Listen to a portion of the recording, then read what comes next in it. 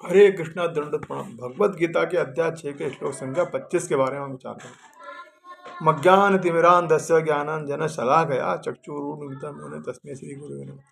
नमो विष्णुपादाय कृष्ण प्रेष्ठाय भूतले श्रीमते भक्ति वेदांत स्वामी नामने।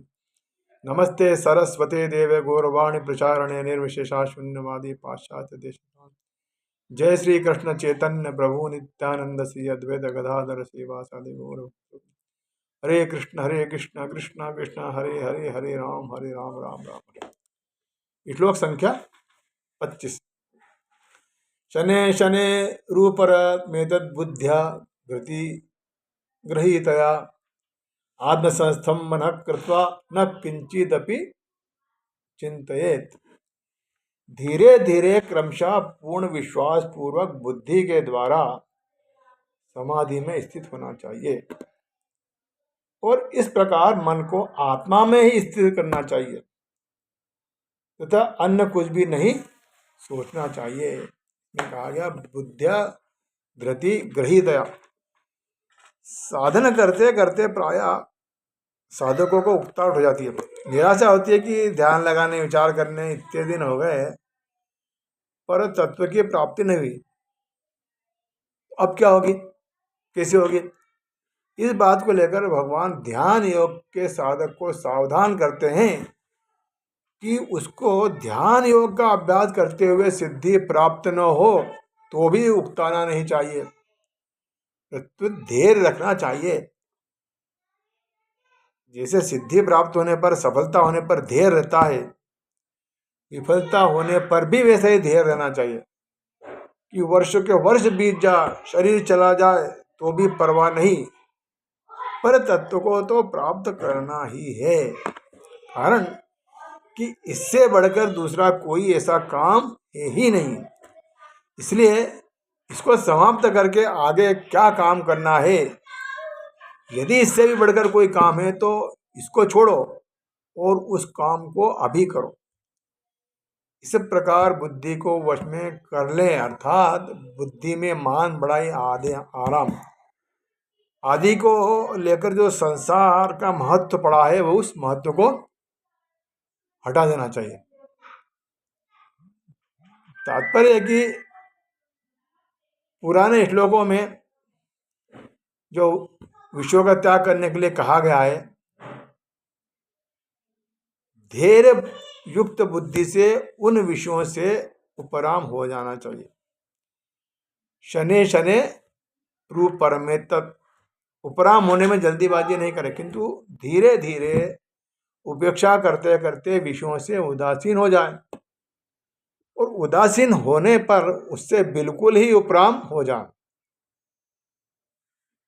कामनाओं का त्याग और मन से इंद्रिय समूह का कंट्रोल करने के बाद भी यहाँ जो उपराम होने की बात बताई है उसका तात्पर्य है कि किसी भी त्याज्य वस्तु का त्याग करने पर भी उस त्याज्य वस्तु के साथ आंशिक द्वेष का भाव रहता है। उस द्वेष भाव को हटाने के लिए यहाँ उपराम होने की बात कही गई है। मतलब यह है कि संकल्पों के साथ न राग करे न द्वेष करें किंतु उनसे सर्वथा उपराम हो जाएं। उपराम होने के बाद इसलिए कही गई है कि परमात्मा तत्व मन के कब्जे में नहीं आता, क्योंकि मन प्रकृति का कार्य होने से जब प्रकृति को भी नहीं पकड़ सकता तो फिर प्रकृति से परे परमात्मा तत्व को कैसे पकड़ सकता है।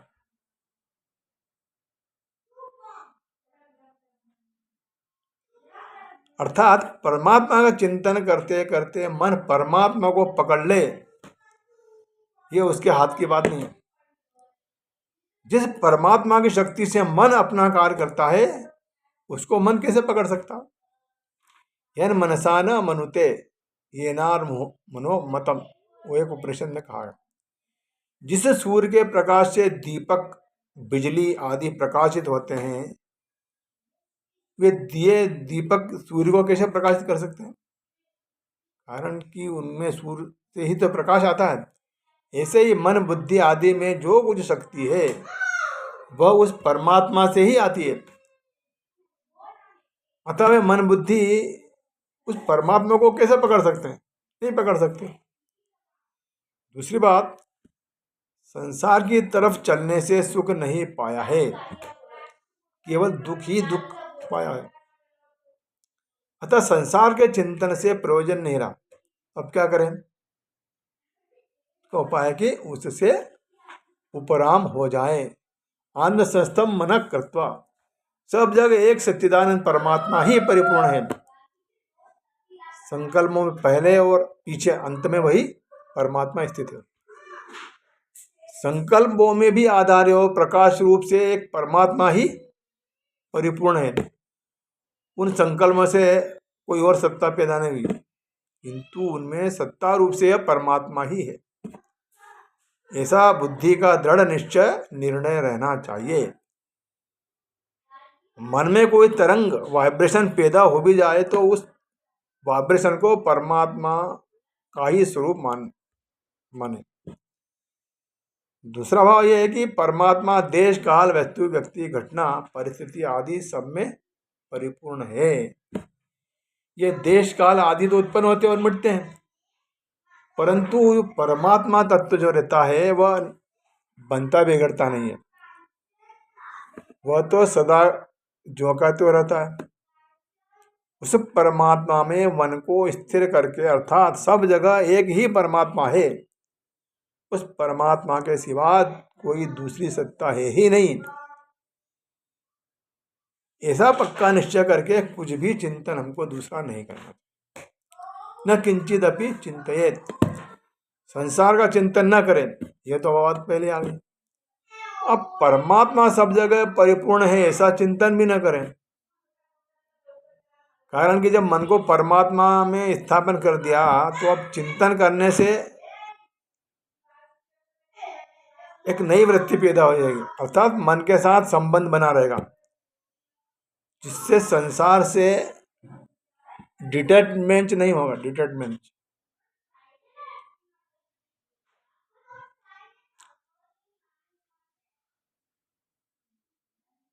अगर हमारी ऐसी स्थिति बनी रहे, चिंतन करेंगे तो परिच्छिन्नता बनी रहेगी, अर्थात जिनकी ओर चिंतन करने वाले की सत्ता बनी रहेगी। अतः सब जगह एक ही परमात्मा परिपूर्ण है, ऐसा दृढ़ निश्चय करने के बाद यदि किसी प्रकार का किंचित मात्र भी चिंतन न करें, इस प्रकार उपराम होने से स्वतः सिद्ध स्वरूप का अनुभव हो जाएगा। सबसे मुख्य बात यह है कि परमात्मा सब जगह परिपूर्ण है, सब देश में, काल में, संपूर्ण वस्तुओं में, संपूर्ण व्यक्तियों में, संपूर्ण घटनाओं में और संपूर्ण क्रियाओं में परमात्मा साकार निराकार आदि सब रूप में जो क्या तो विराजमान है।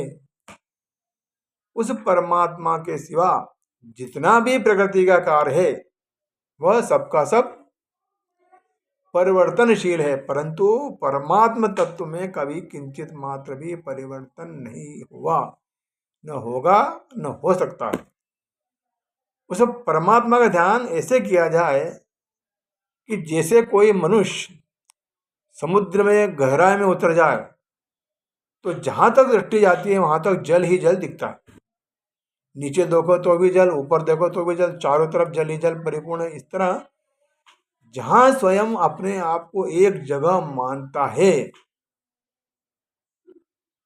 उसके भीतर भी परमात्मा है, बाहर भी परमात्मा है, ऊपर भी वो, नीचे भी परमात्मा है, चारों तरफ परमात्मा ही परमात्मा परिपूर्ण रूप से विद्यमान है। शरीर के कण कण में वह परमात्मा है, कण कण में भगवान। उस परमात्म तत्व को प्राप्त करना ही मनुष्य मात्र का ध्येय है और वह नित्य निरंतर प्राप्त है। उस परमात्मा से कभी कोई दूर नहीं हो सकता, किसी भी अवस्था में उससे कोई अलग नहीं हो सकता। केवल अपनी दृष्टि विनाशी पदार्थों की तरफ रहने से वह सदा पूर्ण निर्विकार शांत रहने वाला परमात्मा तत्व हमको न दिखाई देता है, न अनुभव होता है। अगर उस परमात्मा की तरफ दृष्टि लक्ष्य हो जाए, वह सब जगह जो का तो परिपूर्ण है, तो स्वतः ध्यान हो जाएगा। अलग से ध्यान नहीं करना पड़ेगा। जैसे हम सब पृथ्वी पर रहते हैं तो हमारे भीतर बाहर ऊपर नीचे चारों तरफ आकाश ही आकाश है, परंतु उसकी तरफ हमारा लक्ष्य नहीं रहता। अगर लक्ष्य हो जाए तो हम निरंतर आकाश में ही रहते हैं, आकाश में ही चलते हैं फिरते हैं, खाते पीते हैं, सोते हैं, जगते हैं, आकाश में ही सब काम कर रहे हैं, परंतु आकाश की तरफ ध्यान न होने से इसका पता नहीं चलता। अगर उस तरफ ध्यान जाए कि आकाश है, उसमें बादल होते हैं, वर्षा होती है, उसमें सूर्य चंद्रमा आदि नक्षत्र हैं, तो आकाश का ख्याल होता, अन्यथा नहीं होता। आकाश का ख्याल न होने पर भी हमारी सब क्रियाएं आकाश में ही होती हैं। ऐसे ही उस परमात्मा की तरफ ख्याल न होने पर भी हमारी संपूर्ण क्रियाएं उस परमात्मा में ही हो रही हैं, परमात्मा तत्व में ही हो रही हैं। इसलिए गीता ने कहा है कि शनै शनै रूपरम एतद् बुद्ध्या हृदि गृहीतया, अर्थात जिस बुद्धि में धीरज है ऐसी बुद्धि के द्वारा धीरे धीरे उपराम हो जाए। संसार की कोई भी बात मन में आए तो उससे उपराम हो जाए। साधक की भूल ये होती है कि जिस समय वो परमात्मा का ध्यान करने बैठता है उस समय सांसारिक वस्तु की याद आने पर वह उसका विरोध करने लग जाता। विरोध करने से भी वस्तु का अपने साथ संबंध हो जाता और उसमें राग करने से भी संबंध हो जाता। अतः न तो उसका विरोध करे और न उससे राग करे, उसकी उपेक्षा करे, उससे उदासीन हो जा, बेपरवाह हो जा, उपराम हो जा। संसार की याद आ गई तो आ गई, नहीं आए तो नहीं आई। इस सब बेपरवाही से संसार के साथ संबंध नहीं जुड़ेगा। अतः भगवान कहते हैं कि उससे उदासीन नहीं उपराम हो जाए। शनै शनै उपरामेत, उत्पन्न होने वाली चीज नष्ट होने वाली होती है, ये नियम है। अतः संसार का जितना ही भी संकल्प विकल्प हो जाए वह सब नष्ट हो रहा है। इसलिए उसको रखने की चेष्टा भी गलती है और नशा करने का उद्योग करना भी गलती है, नाश करने का उद्योग करना भी गलती है। संसार में बहुत सी चीजें उत्पन्न और नष्ट होती है और उसका पाप और पुण्य हमको नहीं लगता, क्योंकि उससे हमारा संबंध नहीं है। ऐसे ही मन में संकल्प विकल्प आ जाए, संसार का चिंतन हो जाए तो उससे हमारा कोई संबंध नहीं है। न तो याद आने वाली वस्तु के साथ संबंध है, न जिसमें वस्तु की याद आई उस मन के साथ ही संबंध है। हमारा संबंध तो सब जगह परिपूर्ण परमात्मा से ही है। अतः उत्पन्न और नष्ट होने वाले संकल्प विकल्प से क्या तो राग करें और क्या द्वेष करें। यह तो उत्पत्ति और विनाश का एक प्रवाह है। इससे उपराम हो जाए, विमुख जाए, इसकी कुछ भी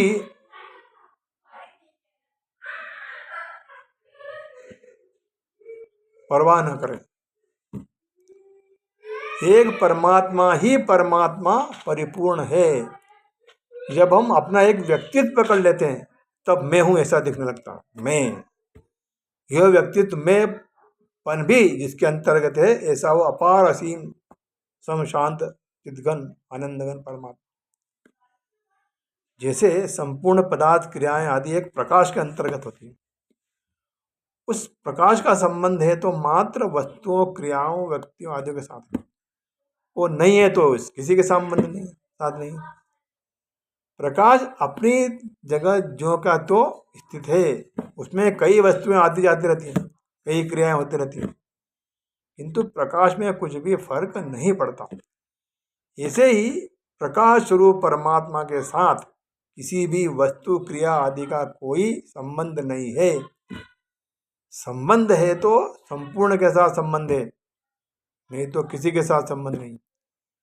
ये वस्तु, क्रिया आदि सब उत्पत्ति और विनाश वाली हैं और वह परमात्मा अविनाशी है, अनुत्पन्न तत्व है, न उसका आदि है न अंत है। उस परमात्मा में स्थित होकर कुछ भी चिंतन न करें।